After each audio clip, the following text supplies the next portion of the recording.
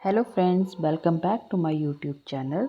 तो last video में हमने स्टार्ट किया था स्टीरियो केमिस्ट्री चैप्टर, जिसमें कि हमने देखा था कि स्टीरियो केमिस्ट्री क्या होती है और ये क्यों हमारे लिए ज़रूरी होती है और इसकी क्या सिग्निफिकेंसीज हैं, है ना। तो हमने देखा था कि स्टीरियो केमिस्ट्री क्या स्टडी करती है। एक मॉलिक्यूल के अराउंड जितने भी जो एटम्स हैं उनका डिफरेंट अरेंजमेंट हो सकता है, तो उसी की स्टडी को हमने स्टीरियो केमिस्ट्री बोला था। ठीक है। और जो डिफरेंट अरेंजमेंट होने की वजह से डिफरेंट स्ट्रक्चर हो जाता है मॉलिक्यूल्स का, उनको हमने स्टीरियो आइसोमर्स बोला था। तो स्टीरियो आइसोमर्स जो होते हैं वो टू वर्ड से मिलके बना है। एक आपका स्टीरियो प्लस आइसोमर। स्टीरियो का जो मतलब होता है वो होता है स्पेस, और आइसोमर भी दो पार्ट्स में है, एक आइसो प्लस मर्स।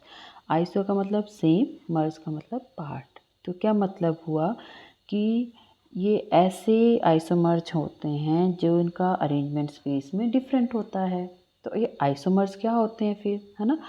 तो जो हमारे पास केमिकल कंपाउंड्स होते हैं, अगर उनका सेम मॉलिक्यूलर फार्मूला होता है, मॉलिक्यूलर फार्मूला सेम रहेगा, लेकिन उनका स्ट्रक्चर अगर डिफरेंट हो जाए तो उसको हम आइसोमर बोलेंगे।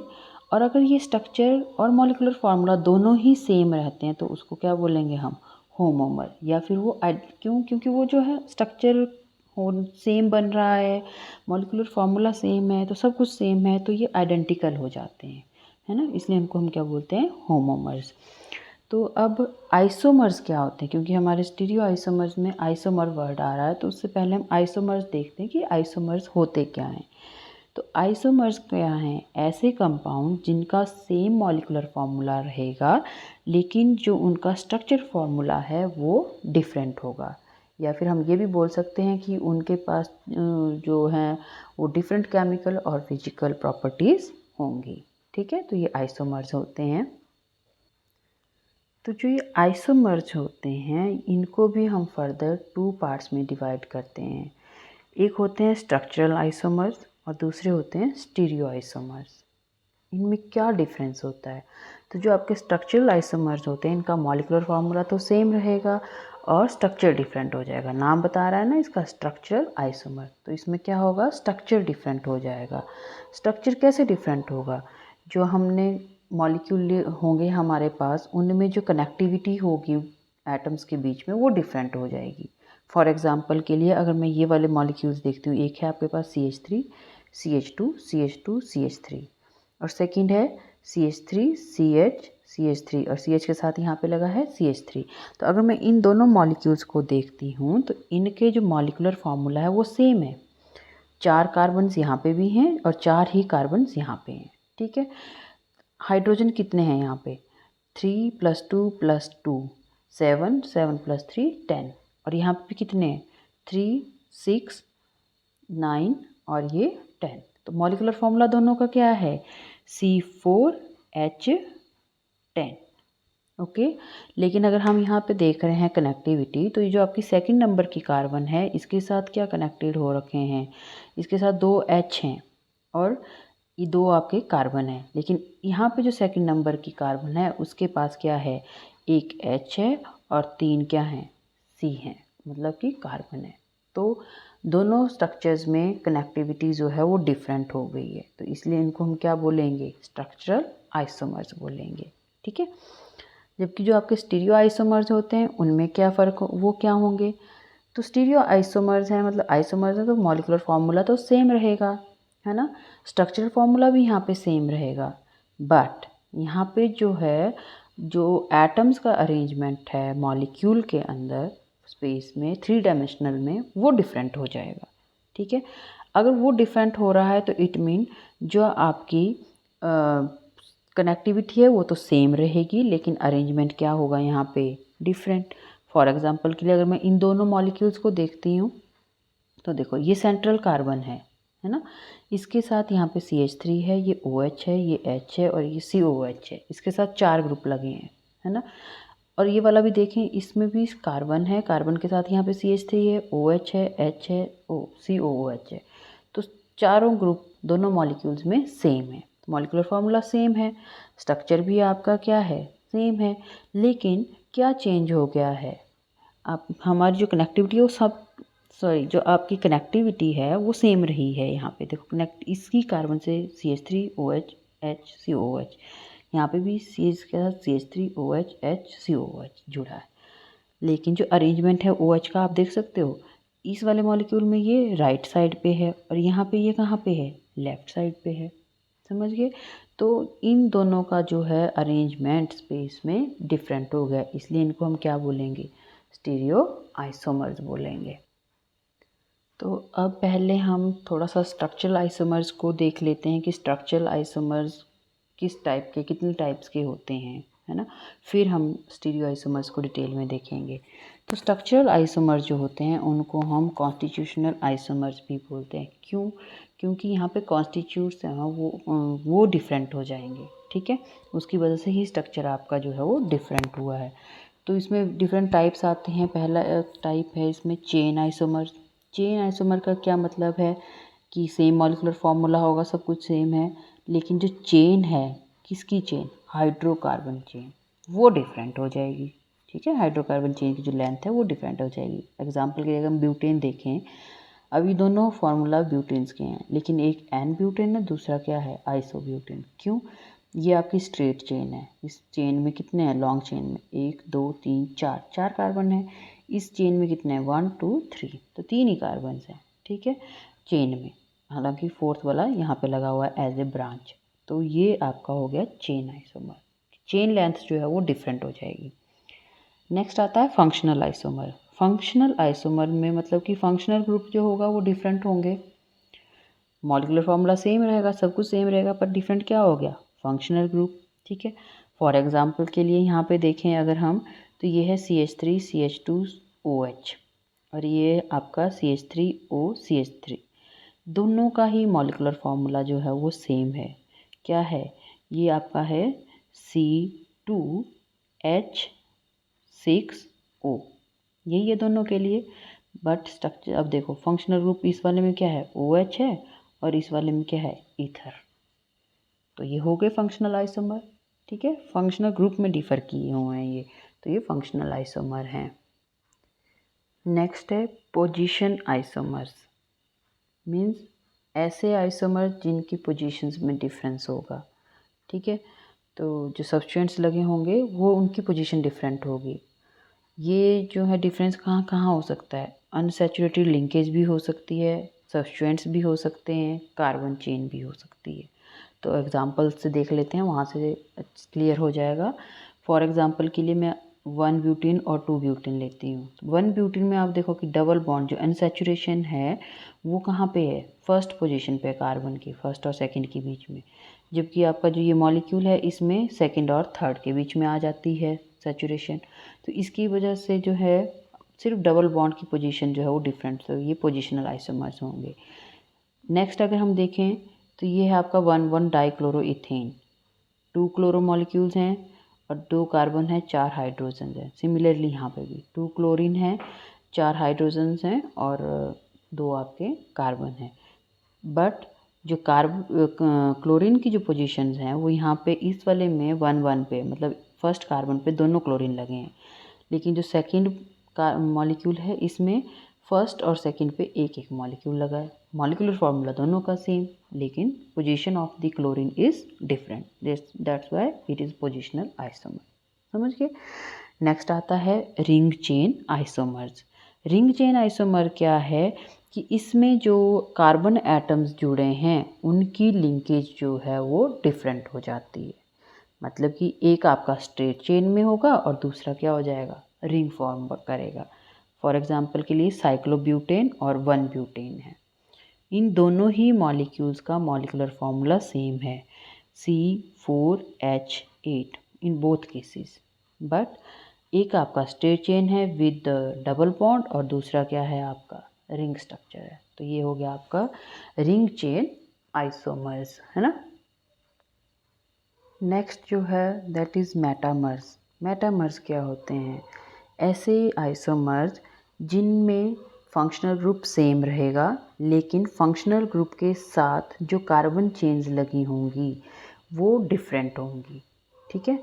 फॉर एग्जांपल के लिए अगर मैं ये वाला मॉलिक्यूल लेती हूँ डाईइथाइल ईथर, तो इसमें क्या है, ऑक्सीजन लगी है, मतलब कि कार्बन ऑक्सीजन कार्बन लिंकेज है, तो ईथर मॉलिक्यूल है।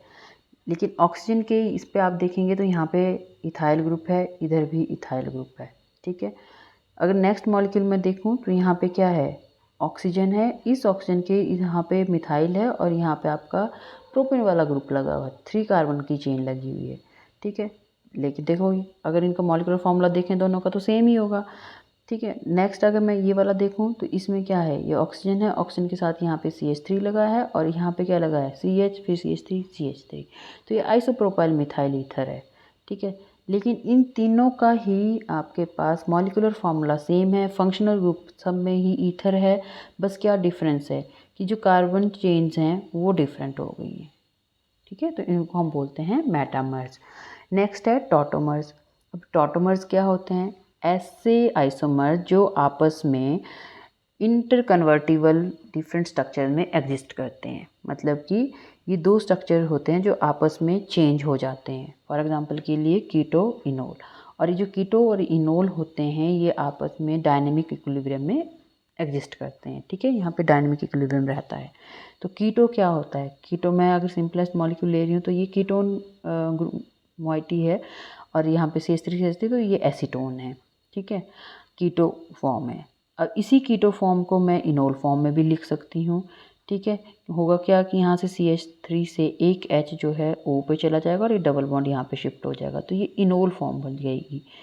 इन आया डबल बॉन्ड से, OH से आया ओल, तो बन गया इनोल, ओके। अब कीटो और इनोल फॉर्म में कीटो फॉर्म जो होती है वो हाईली स्टेबल होती है, इसलिए ये मोर देन 99% में एग्जिस्ट करती है और ओनली 1% ही जो है वो इनोल फॉर्म रहती है, ठीक है। तो ये हमारे हो गए स्ट्रक्चरल आइसोमर्स। हमने चेन आइसोमर देखा, फंक्शनल आइसोमर देखा, पोजीशन आइसोमर देखा, रिंग चेन आइसोमर देखा, मेटामर्स देखे और टॉटोमर्स देखे। नेक्स्ट अभी हम देखते हैं स्टीरियो आइसोमर्स, ठीक है। नेक्स्ट है स्टीरियो आइसोमर्स। अब स्टीरियो आइसोमर जैसे मैंने पहले ही बता दिया कि इसमें एटम्स की कनेक्टिविटी सेंट्रल एटम के साथ सेम रहती है, बट जो एटम्स हैं स्पेस में वो डिफरेंट उनका अरेंजमेंट रहता है, ठीक है। अब तो जो स्टीरियो आइसोमर्स हैं उनको हम दो में डिवाइड करते हैं, एक होता है आपका कॉन्फ़िगरेशनल और दूसरा आपका कॉन्फॉर्मेशनल होता है। तो पहले हम देखते हैं कॉन्फ़िगरेशनल क्या होते हैं आइसोमर्स, ठीक है। तो कॉन्फ़िगरेशनल आइसोमर्स जो होते हैं ना, वो एक दूसरे में अगर उनको हमने कन्वर्ट करना हो, देखो मोस्टली होंगे क्या, दो स्ट्रक्चर्स होंगे। अगर एक आइसोमर को दूसरे आइसोमर में चेंज करना है तो वहाँ पे हमें क्या करना पड़ता है कि बॉन्ड को तोड़ना और फिर से उसको लगाना पड़ता है, ठीक है। जैसे कि अगर मैं इस एग्जांपल में देखूं तो यहाँ पे मैंने एक लिखा है सेंट्रल एटम कार्बन, उसके साथ 4 बॉन्ड्स हैं, एक CH3 है, यहाँ पे OH है, ये H है, CH2OH है, ठीक है। ये इसका एक आइसोमर एक स्ट्रक्चर है। लेकिन अगर मैं इन दो बॉन्ड्स को, एक कार्बन हाइड्रोजन और कार्बन जो हाइड्रोक्सिल ग्रुप है उसका बॉन्ड, इनको अगर मैं तोड़ के एक दूसरे की जगह पे लगाती हूँ तो मेरे पास ये मॉलिक्यूल बन जाता है, ठीक है। इसमें CH3 और CH2OH ये फिक्स रहे, लेकिन ये दोनों एटम्स क्या हुए, चेंज हो गए। तो ऐसा ही लग रहा है ना कि मैंने ये बॉन्ड यहाँ से तोड़ा और इस साइड को लगा दिया और इधर वाला बॉन्ड तोड़ के इधर लगा दिया, ठीक है। तो इसलिए हमने इसको बोला है कि अगर हमने इन दोनों स्ट्रक्चर्स को कन्वर्ट करना है तो हमें बॉन्ड को पहले तोड़ के फिर लगाना होता है। इस तरह के ये स्ट्रक्चर आपस में लगते हैं इंटर कन्वर्टिबल करने के लिए, ठीक है। तो अगर हमें ऐसा कुछ करना होता है तो हमें उसके लिए हाई अमाउंट एनर्जी जो है वो चाहिए होती है, अप्रॉक्सीमेटली 200 to 650 किलो जूल पर मोल की एनर्जी। मतलब कि अगर कॉन्फ़िगरेशनल आइसोमर्स ने आपस में इंटर कन्वर्टिबल होना है तो उनको इतनी एनर्जी चाहिए, ठीक है। अच्छा, अभी दोनों ही स्ट्रक्चर्स अलग होते हैं, इसकी वजह से इनको हम इजीली सेपरेट भी कर सकते हैं और ये कॉन्फ़िगरेशनल आइसोमर्स को भी हम आगे और डिटेल में फिर से करेंगे। उससे पहले मैं आपको एक मॉडल की हेल्प से भी बता देती हूँ कि कॉन्फ़िगरेशनल आइसोमर्स कैसे लगते हैं। तो देखो, एक ये कार्बन का अगर मैं कोई कंपाउंड बना रही हूँ, है ना, तो इसमें क्या है, ये कार्बन है सेंटर में, इसके चारों तरफ को जो है वो आपके 4 एटम्स लगे हुए हैं, ठीक है। तो ये इसका sp3 हाइब्रिडाइज स्ट्रक्चर है, ओके। तो अब देखो, अगर मान लो कि मैं ये वाला बॉन्ड तोड़ के, अब ये देखो ये दोनों तो एक प्लेन में आ गए, ये जो है ये पीछे को है, ठीक है, ये वाला बॉन्ड जो है वो पीछे को है और ये वाला बॉन्ड आगे को है। तो अगर मैं पीछे वाला बॉन्ड ये ग्रीन बॉल निकाल करके यहाँ आगे लगा देती हूँ और आगे वाली जो है वो पीछे लगा देती हूँ ऐसे, ठीक है, तो अरेंजमेंट हो गया ना डिफरेंट, हो गया ना डिफरेंट, ठीक है। ये दोनों तो सेम रहे, इनको कोई प्रॉब्लम नहीं हुई, लेकिन जो पीछे पहले ग्रीन था वो अब ऑरेंज हो गया है और जो आगे ऑरेंज था वो अब क्या हो गया है, ग्रीन हो गया है, समझ गए। तो इस तरह से जो पहले स्ट्रक्चर था वो इस वाले स्ट्रक्चर का क्या बन गया, आइसोमर बन गया। मॉलिक्यूलर फार्मूला सेम है, सब कुछ सेम है, बस जो एटम्स का अरेंजमेंट है वो चेंज हो गया, समझ के बाद। तो इस तरह से हम कॉन्फ़िगरेशन आइसोमर को समझ सकते हैं। नेक्स्ट है कॉन्फॉर्मेशनल आइसोमर। अभी कॉन्फॉर्मेशनल आइसोमर भी स्टीरियो आइसोमर का ही दूसरा टाइप है ना। फर्स्ट था कॉन्फ़िगरेशनल, ये है कॉन्फॉर्मेशनल।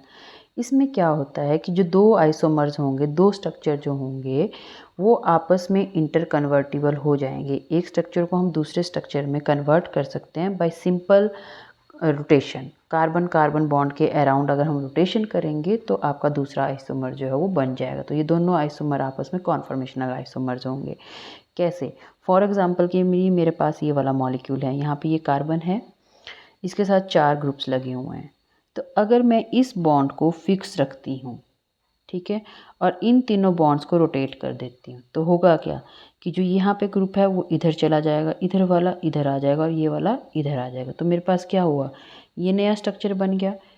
तो फॉर्मूला तो सेम है, बस क्या चेंज है, एटम्स का जो अरेंजमेंट है वो चेंज है। यहाँ पे आपका CH2OH जो है वो डाउन पे है और यहाँ पे कहाँ आ गया, लेफ़्ट पोजीशन पे।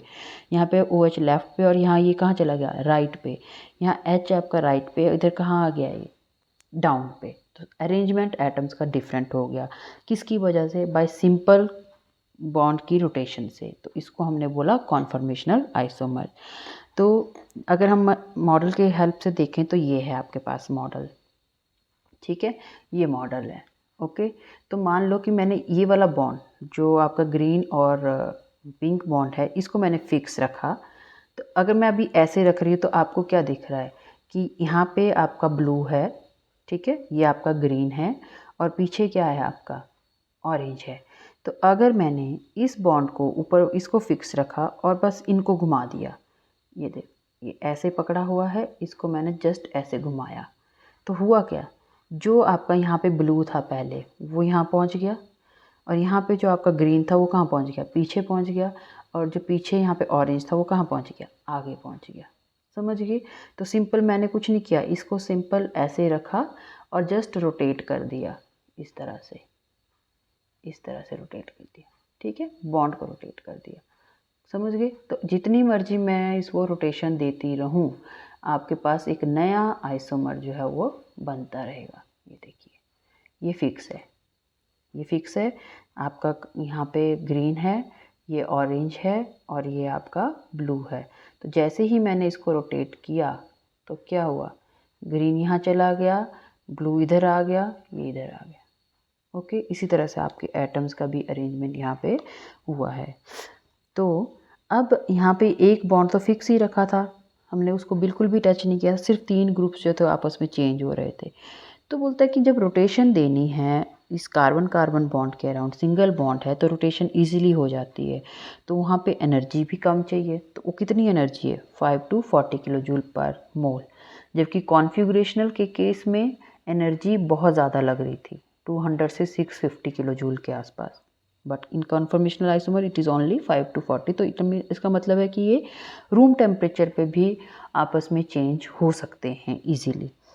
अब ये रूम टेम्परेचर पे ही चेंज हो जाएंगे एक दूसरे में, तो हमें अगर इनको सेपरेट आउट करना होगा तो मुश्किल हो जाएगा, फटाफट से ही एक दूसरे में चेंज हो रहे हैं कम एनर्जी लगने की वजह से, तो इनको हम सेपरेट आउट नहीं कर सकते। जबकि कॉन्फ़िगरेशनल में ऐसा नहीं था, वहाँ पे आपको जो एक आइसोमर है वो दूसरे आइसोमर में कन्वर्ट होने के लिए बहुत ज़्यादा एनर्जी ले रहा है। तो जितनी ज़्यादा उसको एनर्जी लगेगी तो वो नहीं चाहेगा दूसरे में कन्वर्ट होना, ठीक है, वो अपने एक स्टेट पे रहेगा कुछ हद तक। तो इन दोनों को हम जो है इजीली सेपरेट आउट कर सकते हैं, लेकिन कॉन्फॉर्मेशनल में वो फटाफट से चेंज हो जाएंगे एक दूसरे में, तो उनको सेपरेट आउट करना इजी नहीं होता है, ठीक है। नेक्स्ट, अब जो कॉन्फ़िगरेशनल हमने स्टीरियो आइसोमर का टाइप देखा था, उसको भी फर्दर डिवाइड करते हैं हम, वो भी डिफरेंट टाइप्स के होते हैं, ठीक है। कॉन्फ़िगरेशनल को हम दो में डिवाइड करते हैं, एक होता है ज्योमेट्रिकल और दूसरा होता है आपका ऑप्टिकल आइसोमर, ठीक है। तो पहले देखते हैं कि ज्योमेट्रिकल आइसोमर क्या होते हैं। ज्योमेट्रिकल आइसोमर्स वो आइसोमर्स हैं, वो कंपाउंड्स हैं जिनमें कि एटम्स का या ग्रुप्स का डबल बॉन्ड के अराउंड जो स्पेशियल अरेंजमेंट है, ठीक है, वो चेंज होता है। अगर मैं यहाँ पे देखूँ, ये वाला कंपाउंड्स को देखूँ, तो यहाँ पे कार्बन कार्बन डबल बॉन्ड है, इसके अराउंड जो एटम्स लगे हैं उनका अरेंजमेंट डिफरेंट है। यहाँ पे देखें अगर, तो ये CH3H, यहाँ पे भी CH3H, तो CH3 जो है दोनों एक तरफ को हैं, जबकि जो दूसरा कंपाउंड है सेम मॉलिक्यूलर फार्मूला है, इसमें CH3 और CH3 जो हैं वो कार्बन कार्बन डबल बॉन्ड की अपोजिट साइड्स पे प्रेजेंट हैं। सिमिलरली H भी अपोजिट साइड में प्रेजेंट है। तो इनको हम नाम देते हैं सिस, जिसमें कि सेम ग्रुप्स सेम साइड में प्रेजेंट होते हैं, और ट्रांस देते हैं उनको जिनका जो ग्रुप्स हैं सेम वाले वो अपोजिट डायरेक्शन में प्रेजेंट है, तो वो ट्रांस होते हैं, ठीक है। अब ये जो ज्योमेट्रिकल आइसोमर्स हैं, ये ऐसा नहीं है कि डबल बॉन्ड के अराउंड ही होंगे। जो डबल बॉन्ड है उसके अराउंड के जो एटम्स हैं उनके डिफरेंट अरेंजमेंट की वजह से ही ज्योमेट्रिकल आइसोमर बने, ऐसा नहीं है। ये सिंगल बॉन्ड अगर होता है, स्पेशली जो रिंग स्ट्रक्चर्स होते हैं उनमें सिंगल बॉन्ड होता है, उसके अराउंड भी अगर आपके एटम्स का अरेंजमेंट डिफरेंट होता है तो वो भी ज्योमेट्रिकल आइसोमर की कैटेगरी में आते हैं, ठीक है। अब ये ज्योमेट्रिकल आइसोमरिज्म आई किसकी वजह से है? अगर तो यहाँ पे देखो सिंगल बॉन्ड होता, तो जैसे मैंने कॉन्फॉर्मेशनल आइसोमर्स में पढ़ा, तो वहाँ पे रोटेशन पॉसिबल हो जाती है क्योंकि एनर्जी बहुत ही कम लगती है, उसको 5 to 40 किलो जूल लगती है, तो फटाफट से इसने क्या करना था, रोटेट कर लेना था, और सिस ने किस में कन्वर्ट हो जाना था, ट्रांस में। लेकिन due to presence of this double bond, यहाँ पे रोटेशन जो है वो रिस्ट्रिक्ट हो जाती है, मॉलिक्यूल जो है वो रोटेट कर ही नहीं पाता है, ठीक है। तो उसकी वजह से ये जो है ज्योमेट्रिकल आइसोमरिज्म आती है मॉलिक्यूल में। क्लियर हो गया? अगर सिंगल बॉन्ड होता तो फटाफट से सिस ने ट्रांस में बन जाता, कोई तो वो फिर कन्फर्मेशनल हो जाने थे आइसोमर्स, बट नहीं, due to this double bond restriction these two structures are different. और इनको हम किस कैटेगरी में लेते हैं, कॉन्फ़िगरेशनल की कैटेगरी में, under the sub heading geometrical isomerism, ठीक है। तो इसको भी हम आगे और डिटेल में देखेंगे कि क्या होते हैं ज्योमेट्रिकल आइसोमरिज्म, कैसे आती है ज्योमेट्रिकल आइसोमरिज्म। मेन रीज़न जो मैंने बता दिया आपको, that is restricted rotation. Next है ऑप्टिकल आइसोमर्स। अब ये ऑप्टिकल आइसोमर्स क्या होते हैं?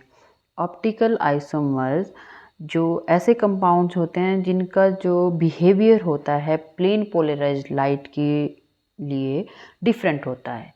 मतलब अगर ये दो कंपाउंड्स हैं, आइसोमर्स हैं मतलब दो कंपाउंड तो होंगे एटलीस्ट, है ना। तो दो कंपाउंड्स हैं, उनमें से एक कंपाउंड जो है प्लेन पोलराइज्ड लाइट को लेफ़्ट साइड में रोटेट करेगा और दूसरा कंपाउंड जो है उसको राइट साइड में रोटेट करेगा इन द सेम एक्सटेंट। मतलब कि अगर इसने जो कंपाउंड है आपका, अगर इसने प्लेन पोलराइज्ड लाइट को लेफ़्ट में मान लो कि 30 डिग्री रोटेट किया है, तो दूसरा जो इसका आइसोमर होगा वो प्लेन पोलराइज्ड लाइट को उतना ही डिग्री से राइट साइड में रोटेट करेगा। तो उन कंपाउंड्स को हम बोल देते हैं ऑप्टिकल आइसोमर्स। और इन कंपाउंड्स में ये ऑप्टिकल आइसोमर जो हैं, ये इनमें जो ये प्रॉपर्टी होती है प्लेन पोलराइज्ड लाइट को चेंज करने की, इसको हम बोल देते हैं ऑप्टिकल एक्टिविटी, और कंपाउंड होते हैं ऑप्टिकल एक्टिव, ठीक है।